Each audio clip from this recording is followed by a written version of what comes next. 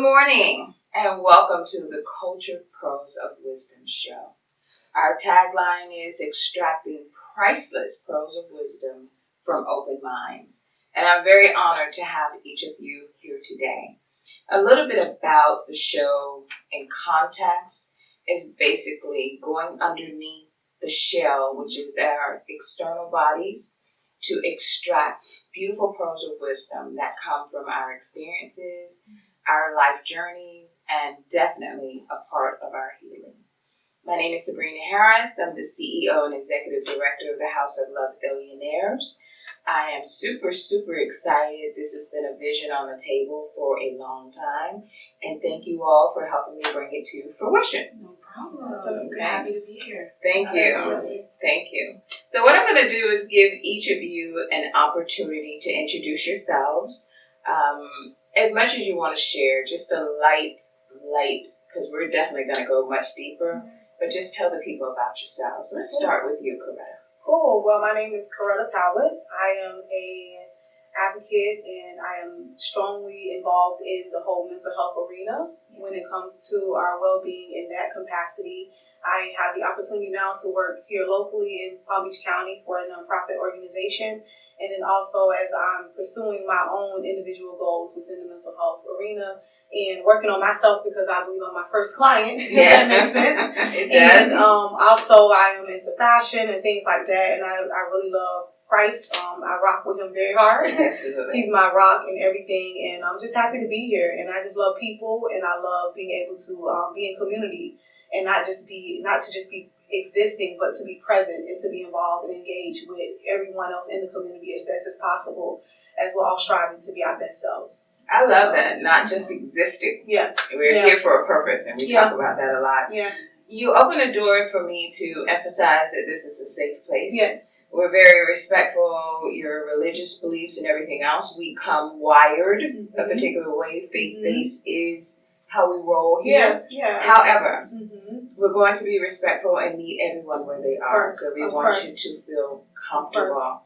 So it's just like we're in a living room, right? And we're having a dialogue. But the amazing thing about it is we're going to bless a lot of people. Definitely. And I'm excited about that. Thank you, Coretta. What about you, Diamond? My name is Diamond Garrett. I'm 25 years old.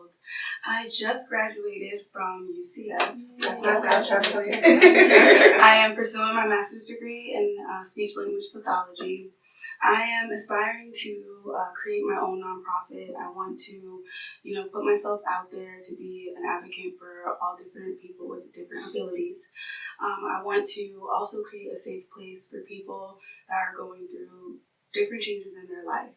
That whether you were born with a disability and trying to be of this world and, be in the community. So I feel as though this year I want to tackle that because I feel as though I am as well a people's person and I touch people, and I just wanted to make sure that I'm involved in my community as well with different people with different disabilities. And it's only confirmation. I spoke this over you, I believe, maybe the second time I met you, that there is a ministry embedded inside of you. And that's where we have affectionately coined pain to purpose. Because I remember the trauma that I've experienced in my life, and I remember having a conversation with God, like, why am I going through this? You feel like you're a really good person. Like, I'm trying to do things the right way. And I will ultimately come to find through the presence of God early in the morning speaking to me, it was not about me. Yeah, there you go. God gave me my experience to be credible, to be able to connect, but to sit before people and say, I really understand. I just talked about this week. I really understand to a certain degree what you're going through. You can always empathize with people, but no, trauma, I understand that baby really well. Yeah. So thank you so much for being our first experiential piece. Thank you for having me. Absolutely. And we also have the pleasure of having Miranda with us today. Miranda, introduce yourself and how do you know Diamond? Okay. My name is Miranda Vanderpool. Diamond and I met a couple of years ago. We had a mutual friend and we ended up becoming roommates. And then when I moved out, we still stayed really good friends. So she's very inspiring. I love her to that. And you've been able to see her journey, most of it, a lot of it, up close and personal. I have. I've seen certain things, like we lived together for over a year, and then I seen her stand for the first time like a couple months ago. So I was like, what? Why have I never seen this? That's cool. That's amazing. Yeah. Okay. So thank you also for being here. Thank you for having me. We talked earlier about we do not go through our journeys alone, especially when healing is a part of it. So I've learned to honor the people and give people a chance to honor the people who have been a part of our healing experience and journey. So with that, we're going to branch into our next segment, but we're going to take a pause for the cause, and then we'll be back.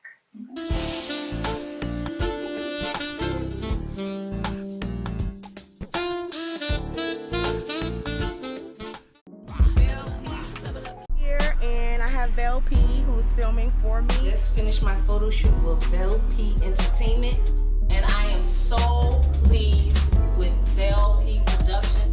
Here doing it with Vell P Entertainment. Vell P Photography. Yeah. What's up, everybody? Make sure you hit up Vell P Entertainment and Photography.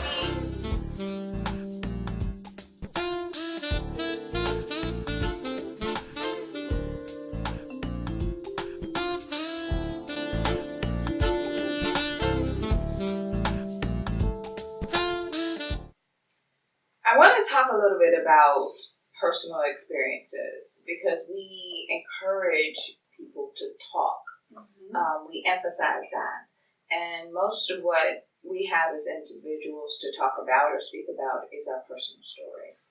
So I want to kind of delve a little bit into what makes mental health relevant and important to you, because yes, professionally, even you, Coretta, you're on this journey, but there are a lot of different things that I know you could have done. So what made mental health relevant for you? Let's talk about that for a little bit. Sure.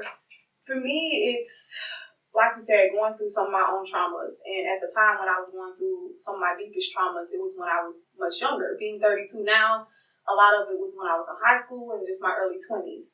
And I thought, honestly, in an ignorant way, that mental health, when I heard that term, even with having a dream, hey, I want to go to school for social work, I thought mental health meant that you're crazy.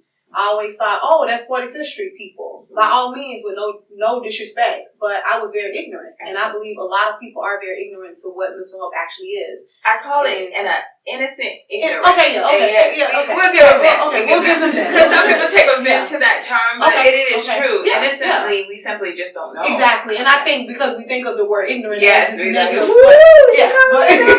and I was in that category. I was the lack of knowing and innocently of not knowing what mental health really meant and what that really entails. And so when I went into graduate school, I still had that mentality. But going into, honestly, it wasn't until like my first couple of classes in grad school, I'm like, wait, this is way bigger than just thinking, okay, someone that maybe can't really control their emotions or they're hospitalized because of their mental issues. Isn't it life-changing when you understand, no, there's things going on in the brain, there's a lot of things happening. Okay. It's a connection. Yes, ma'am. And for me now, looking at mental health, it's simply like looking at my physical health. I go to a doctor for my physical health. If I have something that I'm not feeling well in my body physically, I go to a hospital, emergency room, or to the doctor. And so realizing that what I've been through not only have or could have impacted me physically, spiritually, or emotionally, but mentally, my mind, like how I think, my thoughts are sponsored by, for the lack of words, what I've been through. Yes. And I need to make sure that I have a good mental state. So we all have a mental health to hopefully keep up to par, to keep in a positive state and vibe. And so for me, going to graduate school really opened up my mind to not just for me, but just for my community of what mental health really is, and wanted to come back and do the work with other people on their lives and their journey, as I'm also able to do that for myself. Absolutely. I love when Kevin Brown, he's out of Belgrade base, but he's pretty much all over. But he calls it boots on the ground. Yeah. And I love the concept of that, to say, no, there's like a whole operation, a whole understanding, but on the front lines and the ground is where the work happens. Let me ask you this, because I think it's very important. What would be the distinction that you make between mental health and mental illness? Because I'm finding a lot of people are getting these misconstrued. Gotcha. So how would you help people watching this understand that there's a big difference between being mentally whole and being mentally ill? In the most simplest way, understanding, like I said, we have spiritual, we have physical, we have mental health that we all should keep up. Like we all have a mental health. Everybody has a mental health. They mentally have a state of being, and that we want to keep that healthy. Yes. When it comes down to mental illness, we may have a disorder. I would say it to say, okay, we all have physical health. Yes. We all are sitting here with physical health. But say, for instance, you have the flu. Yes. Those are symptoms that you have. That's a condition that you have. It can be also considered as a disorder or a diagnosis. I'm diagnosing you with the flu based on your physical health. Absolutely. So I feel in the realm of mental, we all have that mental health. But sometimes based on our experiences, based on how we've been able to deal with them, maybe in unhealthy, genetic ways, generational curses or generational things, we become to find ourselves maybe with a mental disorder and a mental illness. But just like with the physical disorder, physical illness, it doesn't have to be forever. There is help. There is hope. So I would distinguish it in that way, that we all have a mental state. We all have mental health to keep up to par. And sometimes when we struggle with that, we may find ourselves, or because of other things, with a mental illness. But there is hope. I love that. Well put. And because to simplify it, it's not easy. No. And sometimes simplifying it, it can serve and it cannot serve. Of course. Sometimes people need to go deeper Of to course. really connect to it. But I love how you presented it. It was perfect. I also want to say, too, that we have to be honest. Yes. Definitely. Self-disclosure. Definitely. Professionally, we understand there's some curves and there's some considerations. But today, are you willing to share whatever you like to share about your personal stories? Sure. What are the traumas or trauma, whatever that might be, that you experienced in your life personally? I was in 10th grade, and I was in a very unhealthy relationship, but all respect to that young man, because we were both very innocent, broken individuals, and not even knowing how broken we really were. And I found myself to be in my room one night taking a pregnancy test, and I found myself reading the test, and then I began to scream and have this meltdown. And I called my grandmother, who is not my biological grandmother. However, I take her to be very close to me in everything. And I called her because honestly, I felt like she was the person that really didn't probably know me as much as I thought everybody else did. You know how when you feel this sense of guilt and all these different emotions, you don't want to run to people who you're so comfortable with. Absolutely. And so I called her, make a long story short, and come to find out I was pregnant. I was with child, and I was still a child. And so with all of that in itself, it was just so many emotions coming my way. And my mother, I thank God for my family, because when they all found out the news, my mother literally gave me a choice. And that was very important to me, because I grew up in a Pentecostal setting, and it was very religious. Hats off to my upbringing spiritually, but it was a lot of what you don't do. It was very religious. It wasn't very relational centered for me. But if I may respectfully say that even with the religious upbringing and wiring, we still make decisions. Of course. And I put that out in the highway for people who put so much pressure and judgment. Definitely. Yes, we may know, but a lot of times you make decisions based on what feels good, what appeals to you, or whatever the case is concerned. Yes. So. And I say that because I knew a couple of other individuals who, because of religious sake, growing up where we grew up at, their parents made them get an abortion. And so for me, it was even growing up in that background and embracing that. My mother gave me a choice, and I went the route with having an abortion. And I sit here and say that not proudly.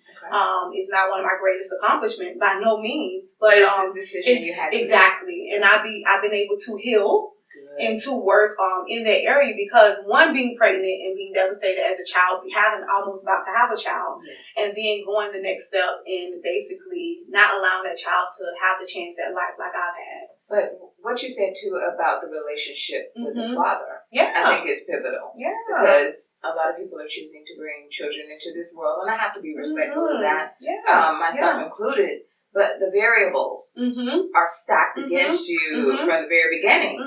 And that everything is going to be well and whole through this journey is just not even feasible. No. It's not even realistic. No. And I'd also like to throw this curveball in there because I've been doing a lot of research and discussion on PASS, which is post-abortion stress syndrome. So a lot of people are not even realizing that abortion is traumatic. Wow, very, very. All the decisions that lead into going to it, it's not a diagnosis yet. Preferably they do. Put the emphasis on it in that way. Yep. But I too experienced my own journey in that regard, and I realized there's residual. Yeah, there are things that are lasting from it. Of course. So it's not just like you make this decision and I'm good and I'm going on about my business. It's not like that. Because speaking of mental, because physically you go and have this procedure. Yes. But mentally there's still this residue. Yes. And for me, it was like even being with friends, a lot of my friends at the time didn't know. We could be watching a movie and it could be any little thing that would trigger me about a child. And I'm sitting there crying, like having this meltdown. They don't really understand what's going on with me. And make a long story short, to end it off, also there was another layer of trauma for me because I can sit here and say this, not even proud of it either, but I did not give the father of this child an opportunity to say, hey, like, I didn't. And for a while, no, he voiced his opinion, but it didn't matter to me, unfortunately. I was very selfish about it. I was very confused. I was stuck. It was a lot. And he called me a murderer over and over. So mentally afterwards, I went through that whole rehearsal in my mind from what the words I was hearing from him because he was hurting. Yes. Like, I mean, I don't blame him for the lack of words. Like, hey, he was hurting and that was his way of trying to deal with it. Like, and that hurt he was experiencing, he imposed it on you. Yes, so it only amplified your hurt. Of course. So this is the way the secular pattern of dysfunction instead of, because honestly and truly, both of you could have used counseling. Yeah, definitely. Even pre-counseling before the situation. But I'll go you even one further because I remember I was not completely out doing the procedure that I had. And I remember telling my mom, because she went with me, same situation. I didn't give the other party an opportunity to be involved, but I could hear what was going on. I could hear the suctioning, and I could hear the clicking. And I still play those things in my mind sometimes.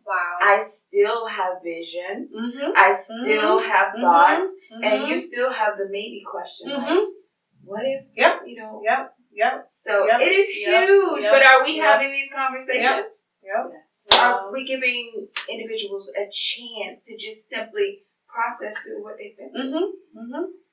So this is what this is all about. So thank you very much for sharing. Most definitely. And the biggest thing I'll say too, Sabrina, as you know from other conversations that we've had, I'm so grateful for the work that I've been able to put in. I'm so grateful because to be in a place from being, like you said, just this open wound and you're gushing blood and you're bleeding all over the place, but just to come to a place where now it's a healed scar for me.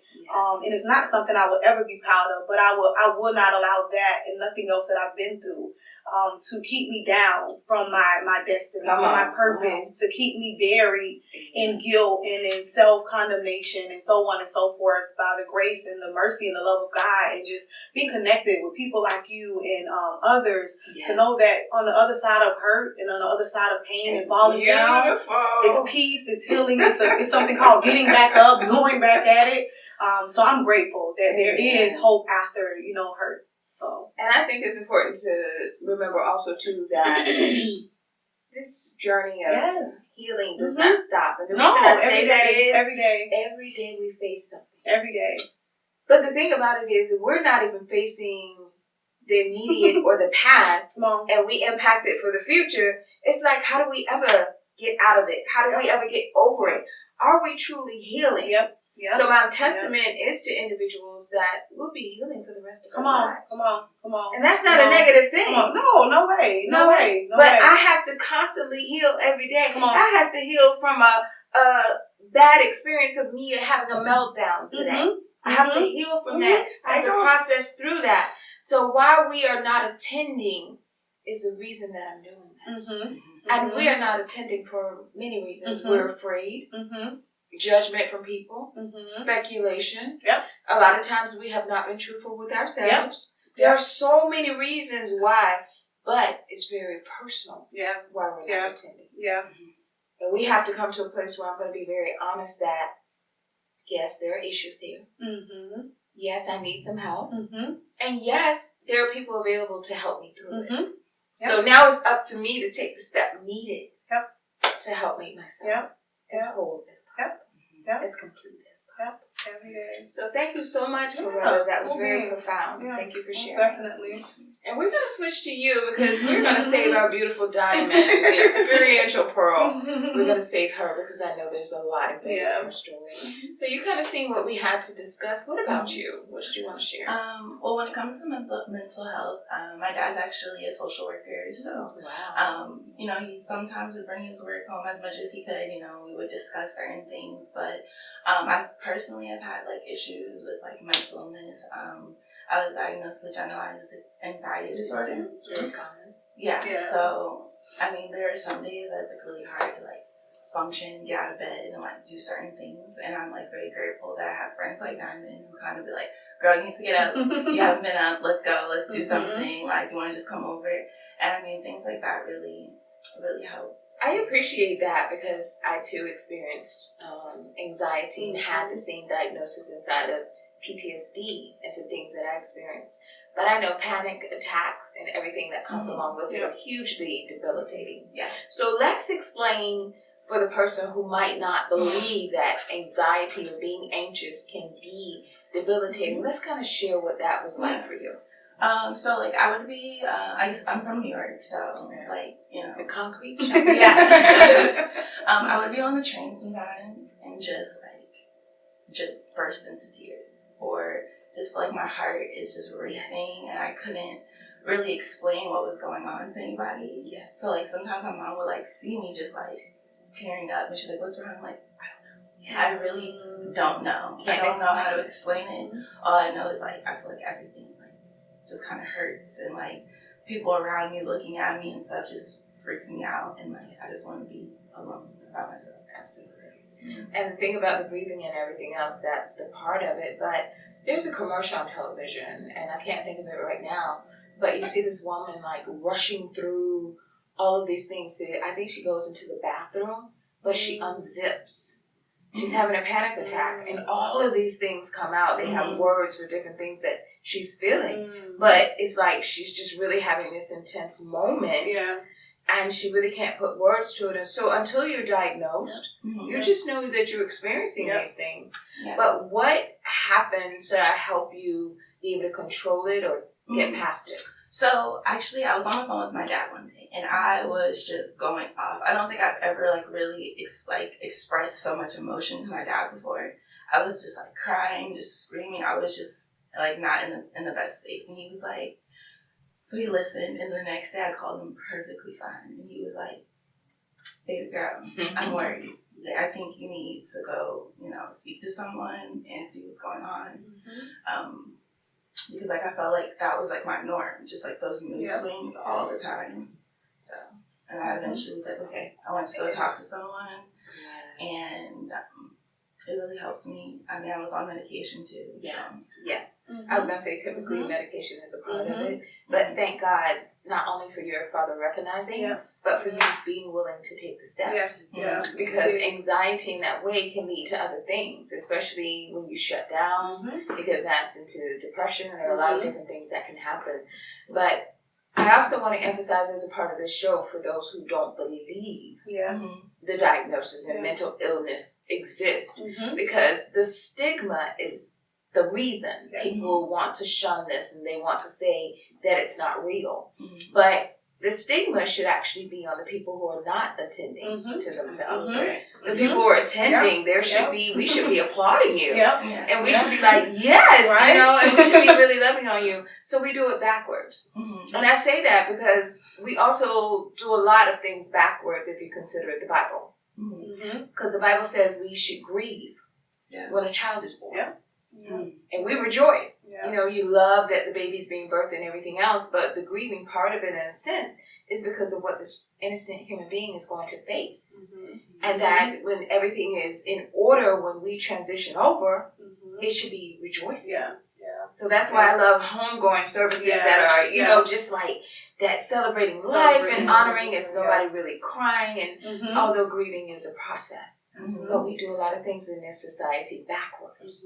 And if we reverse the psychology that has allowed us to do the things this way, a lot of healing would be more instantaneous. Because I know I should be going in this direction. You know how you feel about the Bible and God's word and everything else. But if you are just completely blocking out the truth of mental health and mental wellness, if you fear it, if you're misinformed, if you're misguided, this is causing people to show up in very dysfunctional ways. And you talked about bleeding earlier, which I use a lot because the analogy helps you understand that when you are injured and in pain and you have wounds, yes, you're bleeding. But who wants you to bleed on them?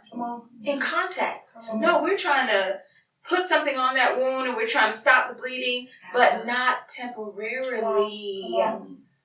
Any wound that I had, an open wound, the goal was it to become a scar. You said it earlier. But that requires healing. So thank you so much for sharing that and putting a face to that. Now we have to understand too that your anxiety just snapped a finger and it went away. Is that how it happened? Okay, tell us about the process. I mean, I still feel like I'm dealing with it. Like, I just recently started seeing one of them maybe like 2 years ago. So I still feel like there are days that I kind of let my anxiety just get the best of me, and I do slip into those like depressive states, and I feel like that's when I just let too many things just like pile on top of each other, and I do feel like I put myself in certain situations, which frustrates me even more, which then makes me like more anxious about things, and then it becomes like kind of a depression. And I'm going to rest in that this morning, and I want everybody in this room to honor you. Because what you just did was take responsibility for your decisions, your placement in life, and the things that you're exposing yourself to. Because that's what a lot of people don't do. We'll talk about how overwhelmed we were, how this made us feel, but we're not talking about, and you do that very well, how we put ourselves in a particular situation with certain people that we know are triggering us or causing problems or questionable, and here we go. But why would I keep doing that is the question to myself. Well, I feel like for me, it was just like, I don't know, I grew up in a very like good family and everything like that, but I just felt like there wasn't enough. So I felt like I just was searching for like other things and other people to like love me in certain ways. So I would get myself into those type of situations where now I'm like anxious about this person, but I chose to be with this person, you know? So, yeah. And I would say to you, and Coretta, I want you to kind of chime in, because this is definitely a moment that the voids we experience within ourselves, we cannot fill with people, places, and things. So it starts with internal love. Understanding who we are and loving ourselves first. And when we do that well, we not only show up different, but we make better decisions. Because I'm very protective of Sabrina now, where I was just very liberal and like, I just want to get along with you. You know, I'm a good person. Let's sit down and have a good time. And I had to realize that everybody was not wired like me. They did not think like me. Everybody did not deserve access to me respectfully. But that came with me beginning to learn how to love myself. And then I tell people all the time, my clients now, what is your criteria for relationships? Because some people don't have any. It's just like anybody who wants to come your way, they just let them in. But what is your criteria? Do you require respect? Do you require consideration? Do you require this person to be mutually given? I don't need it to be equal, but am I the only one given in this relationship? Am I the only one calling you? Am I the only one showing up? How many times have you ghosted me or canceled on me? But listen, as ladies, here's what we do. And this is very important. I call it the fill in the blank syndrome. Because to keep ourselves pacified, we tell ourselves whatever we need to tell ourselves. That's really good. So he hasn't called you in like 3 or 4 weeks or however your relationships are wired, and you're like, oh, well, they've been very busy. Well, they probably had a lot going on, or you're checking your phone 10, 11, 12 times, and it's like, stop it. Yeah. Yeah. They didn't call because they didn't want to Come on. Come on. They didn't come because they didn't want to come. They haven't been present because they didn't want to be present. Yeah. Now, what are you going to do with that truth? Yeah. Instead of pacifying yourself. Yeah. Because when you pacify yourself, weeks have gone around and they're ready now to give you a little of their time. You're like, okay. You all. It really does love me. She really does love me. We're liberal here. Yeah. We're open. Yeah. That's not the case. Yeah. Yeah. So the truth will do just fine. So Coretta, co-chime in. I think what comes to mind for me is that, picking back off what you just said, but a lot of times we're waiting on individuals to choose us and to accept us. But we need to start choosing and accepting ourselves first. And it may sound very selfish, but I had to realize that I can't give others what I don't have for me. And not so much as I can't, because I've tried so much trying to give, and I'm like, wait, hold on, but I'm really not comfortable in me. And I have this thought to say that if someone can give me a compliment, you're beautiful, you're this, you're that, whether it's male, female, friend, man, whatever, and if I can't look in the mirror and tell Coretta that herself and believe it, something's wrong. Something's wrong with me and me. Something is really wrong. If I can accept it from them and I feel all flattered when they tell me, but I can have moments where I can really speak life into myself and flower and water my own garden, there's a disconnect with me and me. And I think it's just being protective over who we are. And I think along the journey of healing, along the journey of getting help, whether it's being with a profession, getting in a support group, whether it's being on medication to help us with those symptoms till we can get to that place where we can actually function in a support group. Whatever our journey of healing continues to look like, I think along that journey, the goal should be I'm continuing to be pieced together. I'm continuing to fall in love and know who I am, so I can be the best to my community. I can be the best to this world, even if I still struggle with my issues. Absolutely. But at least I'm struggling coming from a place of confidence now. I'm more self-aware. I'm more in tune, because a part of overcoming any mental illness in anything is being aware. Yeah. So if I really don't know who I am, how do I know when I'm really triggered? How do I know maybe I shouldn't go over there? How do I know, wait, I'm having this moment, I need to go to the restroom and cry, actually, and allow myself to release and not be ashamed of that. So I think just that getting to know us and that self-love, it comes in a place of, hey, I have to choose me. Every morning I wake up, I have to choose me. Whether I have bumps on my face, I hate still having bumps. So she talking about bumps. But I'm like, Coretta, this is you, boo, right now. You're working on it. Bump that. If somebody don't like it, guess what? It's okay. You're not intentionally trying to harm people. You're not intentionally trying to be, a rebel or anything. You're trying to respect the land and do what's right. So listen, breathe, daughter. Breathe, Coretta. Choose you today. Choose you today. So I would just say that's a tagline in my mind. I have to learn to choose and accept myself every day. Not just once a month, but every day. When I get up, I'm like, God, you've already chosen me. The next part is I need to choose me too. That's powerful. So I can go alone and love on and choose and be engaged with others. And I love what you're talking about. The vision came to my mind about some of my clients, because what I do is give them tasks. Legos is a big one. It's great for adults too, but it stimulates your cognitive components of your brain, and you really have to sit here and figure this out. But I watch my clients who are really committed, and they're rearranging things, and they're regrouping things, and they're trying to figure this out, and they're looking at the directions, and they're until they get it right. Wow. But that's work. Come on. And I have clients who'll tap out. I can't do this. I can't much. build this. I can't create this. I'm frustrated. But those who stick to the plan, they realize the success. And they're able to walk it out, and they're able to change. And I have some clients who've been able to just not even look at the direction. Look at the box. So we understand the gifts. And I'm telling parents, your child is intellectually gifted. Wow. They need structure, they need guidance, but it's going to be a lot of things they'll just be able to do by standard. So this has been amazing. And we want to hold on, and we're going to come back in a minute, and then we're going to reintroduce this segment with Diamond.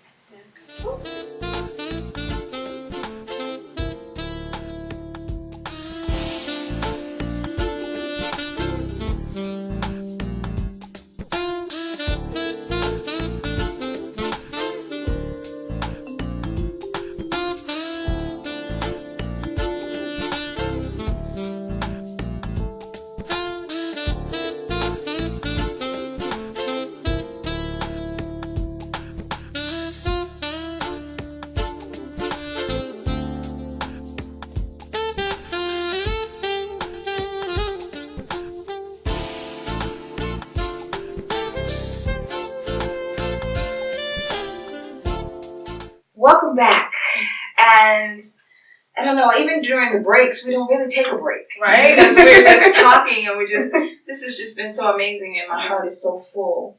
But Diamond, we brought you here because you are the experiential pearl. And we always want to have a piece of our show that lends to the fact that an individual has experienced trauma, pain, all of these different things, which we all have subscribed to it to a certain degree, but yours deserves a spotlight. Yes. Not only for what you've been through, but how you've handled it, how you've endured, how you've overcome. And I want to give you, let's just talk for a minute about your mental health and how it was impacted, and let's talk a little bit about that.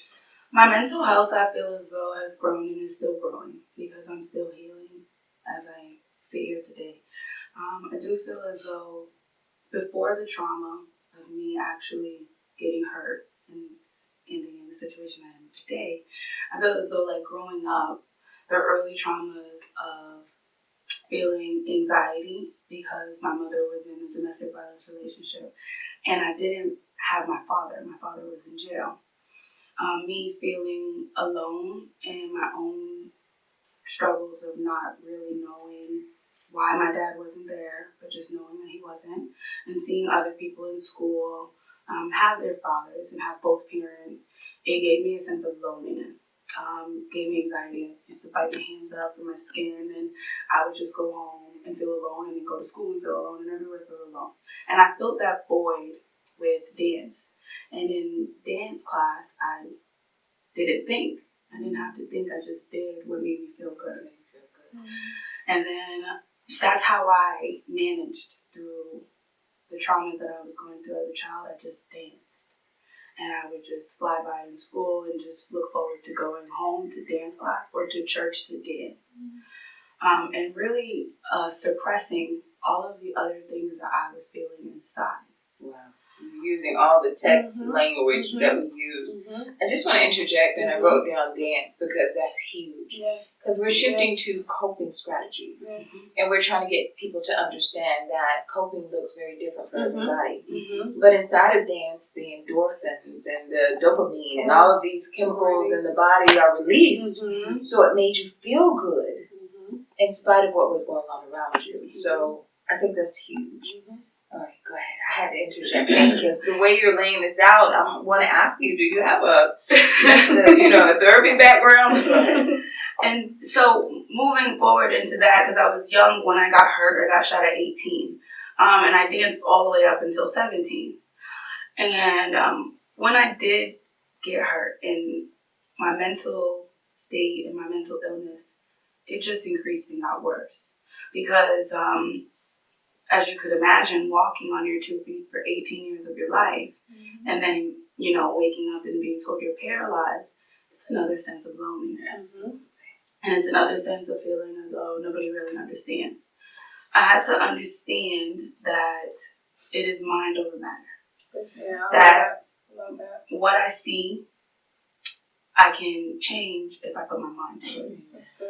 And it didn't happen overnight because in the hospital, I had times where, I tried to take my own life and it didn't happen. And I had to understand that I'm supposed to be here. Yes. That's good. So then I had to sit in the truth of me feeling as though I'm supposed to be here and then find out why. And all in all, I do feel as though I'm still healing with my mental illness because of the fact that I'll still wake up and I'll still have days where I feel like, why? Yes. And then I'll still ask myself, or I'll look into others, and it's not the right thing to do. Absolutely. And then I'll feel pain, and like Miranda said earlier, there's times where I'll just be driving and then I'm bursting into tears. And my mom will say, well, what happened? I don't know what happened. It's just how you felt. It's just how I feel right now. Yes. And I think it's because I haven't fully, been able to let go of everything that I may have gone through. And But I'm going to say we're going to have to honor that because you're still dealing with you have to deal with what you went through. So that didn't go away. But I want to thank you because there are a lot of people who do not believe in suicidal ideations.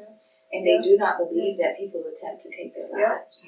So can you, if you would, you respecting you on this, if you could go a little bit deeper about what you were thinking and what prompted you and what did you actually do? So I was in the hospital, in the nursing home actually. When I got shot, I wasn't strong enough to be in rehab. So I was the only 18-year-old in a nursing home for 80 to 90-year-olds.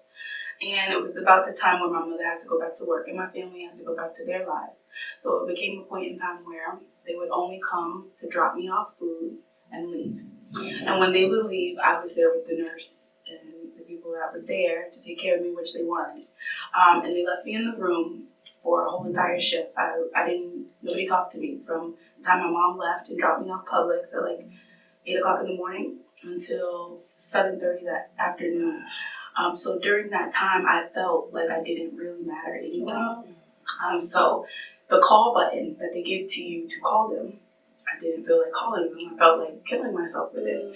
So I tried to take the call button and wrap it around my neck and literally choke myself with it. But it was only about like 20 minutes before my mom was already on her way. So she walked in and like just kind of just stopped me. And later on, I realized that God won't allow me to go because it's not my time. And if it was supposed to be for me not to be here, then I just simply wouldn't. I wouldn't have to take myself. So in that moment, I had to understand that it's not my job to do that. And it's my job to do something else that I'm not focusing on. And moving forward, mentally, it helps me feel a bit stronger in knowing that that's not the route that I want now. So although I still feel weak, I have to find another route to build myself. To build yourself up. That is real good. And I want, for those who may be watching this, who may be like directors or orchestrators or administrators in these type settings, what could have helped you or what could have been done better? In a later facility, I had a nurse who is still my friend to this day. Wow. And she took time with me. Instead of just coming to take my vitals and then to flip me over or something, she sat there and she asked me how am I feeling. And she asked me, what about life? She said, I noticed you don't ever turn the TV on. So what do you do? And I told her, I was like, I just sit here and I kind of write. And I told her I like to dance. So I just told her, I kind of do things in my mind because I'm not able to move. So she would talk to me. And that mattered. And she came back the next day and she had hot sauce because she knew that I didn't like it. And, I realized that, nurses and doctors, your job is just more than to just take vitals and do what the book says, Yes. It changes when you have a staff that will spend time with you, get to know you, because what they don't realize is that becomes our home. Yeah, absolutely. That was my home. So instead of being uncomfortable, she made it her job to make me comfortable. And I felt great there in that time, like with her. So, and the bond that was established out of that was significant because you maintained it. And I just talked about recently that the people who helped me, especially inside of the domestic violence and abuse, I had a former supervisor who was working for the agency part-time. And she even went as far as to change the upstairs. She morphed it into a safe place. Wow. And now, I don't know how she knew, but most of it was white. So now I have visions of going in it, and it was just serenity. It was just peace. I came in there all shaken up and torn up and twisted up, and many times just off the heels of some very traumatic situations. And I would be able to go there, safe from everybody, nobody knew I was there, and just experience peace. So I'm encouraging people who are watching this to show up to help your brothers and sisters. Even as a professional, you're saying how nursing is so much more than just the discipline of attending to one's physical. Absolutely. You're now helping someone mentally overcome. And how simple is that to just sit with you for a few minutes every day and just say, check it in. I love people who do that. Because everybody thinks I'm so strong, but for the ones who send me a text message, you all right, sis? How's your day going? You need anything? That means so much. For sure. Yeah, I'm strong, but it feels good to know that somebody cares about me. It really does. My husband loving to death, but he's that one. And if he can't get me, he goes, da da da da da. You okay? I can show you a text message last night. You're okay? I'm busy doing stuff. And then I look at it and say, that's amazing. Yep. To have people in your life who care about you. And to be able to take themselves out of whatever they may be going through, to remind themselves of what you may be going through, and to share themselves with you is very important. My wheels are turning for what you just presented today. And I'm trying to become more solution oriented and surround my people with that mindset that even when we recognize that there are different things happening and there's pain being experienced or things weren't done well previously, how can we right the wrong? Because we just kind of talk about what happened that was wrong. But I'm saying solution. Break the cycle. And how do we show up differently? So go ahead. I feel as though throughout my journey of just being paralyzed and not being able to be mobile as I was before, I feel as though my solution has been positivity, to speak within myself and only surround myself with positivity. Because it is so easy for me to break down and feel negative that I can't feed into it. So my solution is to only surround myself with good things. And even if it can't be good people, because not all the time are we meant to be around others, I just want to surround myself with something or anything that makes me feel better about myself in the moment. And I feel like taking time with myself has helped me. Before, I was, like you said, filling the void. And I did that. I did that with my ex-girlfriend. I did that with friends. I did that with family members, as even my father. And now that I lost him, it was hard because I didn't understand how to move forward now because he's gone. So I feel like my solution, and maybe for others, it could be finding out what makes you feel positive and then striving for that. Okay. Let me ask the question because it's very important for me to understand. Because you've done, by all standards, we have to give you credit, you've done amazingly well. Because I know many people would be very bitter, very hate-filled, and just get the world, whatever case is concerned, but you haven't chosen to do that. Did you engage professional mental health support and intervention? Surprisingly, I did not up until 7 months ago. It took for me to go through a really, really bad breakup after what happened to me, for me to believe that I needed to speak to somebody. Forever, my mom has been saying, even before my accident, for just, the domestic violence and the not having my father and the things that she would see me doing to myself, self-inflicted, the pain, she would say, you should go talk to somebody. And I would say, I don't need to talk to anybody. They don't know me. But now I'm understanding that that's the healing in it. They don't know me. Yes, they're neutral. And I'm able to just express myself and let go. And now that I did that and I tried it, it helped me immensely with healing through the breakup and everything that I was going through. And I encourage it. Now I do. And I do feel as though it helps me grow a lot more. I'm able to actually talk about my feelings now without crying. Good. So therapy helps me to do that. So you've been able to process through the things that you've experienced. Coretta, for those who have been encouraged, know that they should, but they're just resistant or they haven't taken the step to advance into therapy, and let's address the elephant in the room as far as spirituality and everything else. What would you say? What would be the moment of encouragement here, the epiphany that this is okay? Excuse me. That, it's a part of choosing you. It's a part of choosing you. And I think going back to what I said about looking at it, and I know sometimes, like you said, deeper end of it helps people better understand because some people need the details, they need the nitty gritty. But just going back to it being simple, it's how we think of it. Like, think of it as just like any other capacity of you keeping yourself well. we don't go to the doctor maybe every day, but we usually have, or most people would have, a annual checkup. Yes. I mean, how we look at therapy has to change first. The psychoeducation piece of it has to change first. And I would just say, even if you're not at the point where you're not ready to, take it on as yourself to be a client, at least just continue to just be as open-minded to educating yourself about it.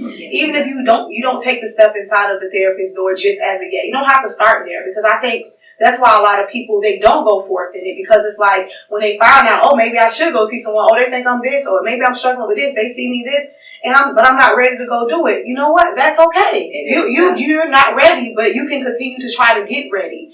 And a part of that getting ready can just be simply you beginning to just say, God, help me to be more open-minded to this.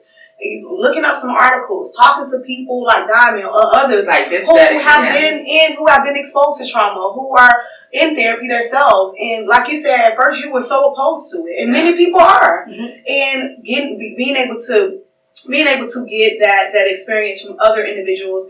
But don't pressure yourself to feel like because you're not ready, that doesn't mean that you can't start getting ready. Absolutely. So I think it's more thinking of it like that than saying, oh, I just need to go. They just want me to go. I'm just going to go. I don't want to go. No, you know what? But if I'm not ready to necessarily take that big step, what little step can I take? Yes. What little step can I take? Even if, I know my sister, she's in therapy. Or, I heard one of my best friends say her cousin, like just stepping out on faith and just saying stepping beyond my fear, even if that's just having one conversation with somebody else who is in treatment or who knows about treatment, and just opening up yourself to it. And before you know it, eventually you'll get there. You'll get there. But even for you, I love when you said when you first took your few series of courses, you had a cemented mindset. Yes, very. And you had to walk into the understanding and look at where God has advanced you to inside of your work and your open-mindedness about it. Very. So I know we come with preconceived notions. Yes. I know we come with judgments and all of these different things. But ultimately, we have to understand where we're denying ourselves the opportunity to heal. Yes. Miranda, that you listen to your dad. Because clearly, a lot of people on the outside can recognize and see what we don't. And some people, God has given them a gift to really discern, oh, you need help. It's deeper. I sat with a woman and her whole family on Monday, and she's orchestrating everything for her kids. Her heart is reaching out for her children. And the final piece of that puzzle was her. Wow. I'm here for you. I was definitely here for her daughter. Because that was a crisis situation. But for you, inside of this entire family, there is so much work that needs to be done. But you're going to orchestrate it. And you're now the conduit for your family. Because when you now show up, it's good for mom to tell you that you needed to take this journey, encourage you. Mom, certainly, because I know that path, her own journey. But that's where your ministry lies. And I want to confirm that today. Your ministry lies in you being open enough to tell your truth, open and honest enough to tell your truth, especially for young people. Yes, very important. Because that's the age bracket where you were going through and the resistance, and we're feeling like, because my parents are going through this, which really had nothing to do with you, but we internalize it. Because most children I know want their parents together, but that's not the reality. I've had to do that with my children. Your biological father, my youngest too, will never have that family unit again. So I need you all to accept that and heal. And let's figure out how we're going to coexist in the most healthy way that we can. But that takes an open mind. Nothing against you. You didn't have anything to do with it. Actually, if I'll take full responsibility, we weren't even equally yoked. You know how the Bible speaks about it? What do? We see somebody we like, and it's on. Come on, all the feelings, all the flesh, all everything that rises up in us, it has nothing to do with God, and it, equally yoked, and I say even on the first date, let's think back as far as you can. On the first date, are we talking about mental health? Are we talking about how you believe? How do you want to parent? Are we talking about those things that are relevant? What are we talking about? How you like to hang out? Where you like to go? Where we gonna go? What we gonna do? Everything but the difficult conversation. But if we reverse that psychology and and we had that difficult conversation up front, Mm-hmm. I probably push the pause Come button on. like quickly. Yeah. What you answering here is that, but we have to wait 6 months to be completely devastated. Yeah. We could have had that conversation up front. Remember I said in the beginning we have to reverse how we do things? Yeah. Because some people are not going to even have that conversation. Yeah. You start talking about mental health, Mm-hmm. you talking about, last exam, STDs and stuff like that. I'm sure you're going to shut a hole. It's going to blow a whole lot of eyes. Especially, and I feel like it'll make a person run when they haven't been able to say their own truth. Yes. Yeah. So, Yeah. but if I have not or refuse to stand in my own truth, what makes you think I'm going to be truthful? Oh, wow. That's good. Yeah, that's for sure. If I haven't even been able to face There myself, you go. how am I going to show up whole and deal with you in a healthy way? There you go. I got work to Come do. on. I shouldn't be dating. I should be healing. There you go. But we don't do that. Mm-hmm. So we reverse that psychology. Yep. And we show up whole. And we attend. And even now you're attending all the way back to that beautiful child who didn't attend. That young girl with low self-esteem and lack of confidence because she's trying to find herself in everybody but herself. So your attending now is to go all the way back and deal with all of that. And a therapist can help you do that. A professional therapist, a credentialed therapist, somebody who's really committed. Because there are a lot of people out here, because mental health is a buzz term, they're just picking up the charge and going forward, and you do more damage than you do good. So we're going to take a break. We're going to pause and we're going to come back. Live on the next Culture Pearls of Wisdom show, we continue part 2 of this interview. I got a text message and I closed the phone, put it in the cup holder. He was getting back in the car. And I vividly remember hearing the door slam. And I went to go put my foot on the brake to pull off. And he said, "Diamond, go fast." And the look on his eyes were so big. And I said, "What?" And as soon as I turned my head to click my lights on, the same person he was just talking to, he ran to my car with an AK-47 and started to shoot at me and him in front of my car. As I was going down, from not to get shot in the head, the same other boy he was talking to started to walk. So both of them were shooting at my car with an AK-47 and an AR-15. The young man jumped over my head and sat in the back of my seat, and he kind of shielded himself with my seat. I was stuck in my seatbelt, and he screamed, "Diamond, go, Diamond, go." And all I could hear was echoing "Diamond, go" in between the loud gunshots. So make sure you tune in for the next episode of Culture Pearls of Wisdom show, hosted by Sabrina Harris.